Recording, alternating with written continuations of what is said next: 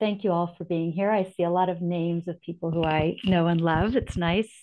So I'm currently only a parent at Hand in Hand, but I started as a parent in 2011 when my oldest was then starting at pre-kindergarten, and by the end of the year I joined also at the organization. I have three kids who've been for many years, and my youngest is now in eighth grade there. I grew up in Berkeley, California, with a strong Jewish background and a strong connection to Israel. I worked for several years with Bosnian refugees during the 90s and moved here from post-war Bosnia. I came here understanding very deeply, having seen what I'd seen in Bosnia, just how urgent it was for us not to allow ourselves to get to such a point. And yet it took me a number of years before I actually finally began to work on these issues in some way, shape, or form. And that was through Hand in Hand.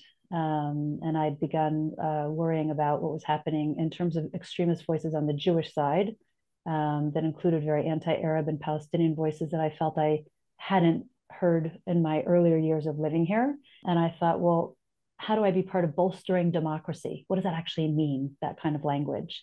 And as I began to meet different people, I met Shuli Dichter, who was then the CEO of Hand in Hand, and had this vision of expansion. I thought, it's easy to criticize, but can you create the alternative? And that is most definitely what Hand in Hand is doing every single day in the work that we're doing. The urgency of this and the gravity of it and the challenges of it were always clear to me. They're that much clearer to me with what I've experienced with October 7th and since then. The morning of October 7th, we were actually camping, my family with very good friends. We woke up, my husband and I, at 6:30 to very loud sounds. We thought it was thunder. And we realized within a minute, 2 minutes, that this had to be Gaza. And within a few more minutes, we saw on our phones what was starting to happen. We realized that our cousin was down south at a music festival. His name is Hersh. Probably some of you heard of him, Hersh Goldberg-Polin. And my son, who's now 17, said, oh yeah, Hersh is at this music festival. He's at they called it a misibat teva, like a nature party down south. And my husband said, oh, well, tell him we can drive him back if he needs, because his parents are Shabbat observant. We can go get him.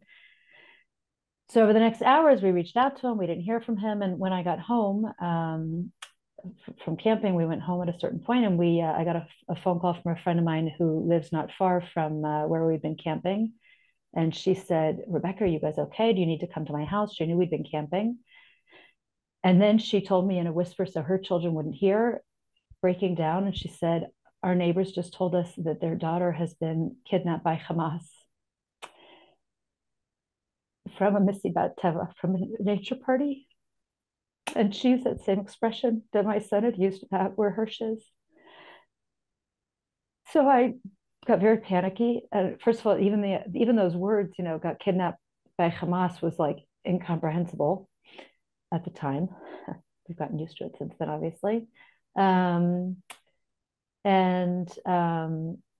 went to my husband, I closed the door, and I told him what had happened. And we reached out to his parents to tell them we'd heard and to check if they'd heard anything from Hersh. Anyway, over the next hours and 2 days, we soon found out that he'd been abducted. Over the next few weeks, Anderson Cooper from CNN told his parents about a video that he'd seen. It turns out we found, it was of Hersh being kidnapped. And the night of August 30th, September 1st, was the news that he was one of the 6 executed. Over the course of this whole year, our family was very, very involved with Rachel and John, his parents, in the fight for Hersh and for the other hostages. So this has hit us very close to home. As soon as we found out what had happened with Hersh, and we understood, and my daughter, who's at Hand in Hand and was then in 7th grade, so she'd grown up there.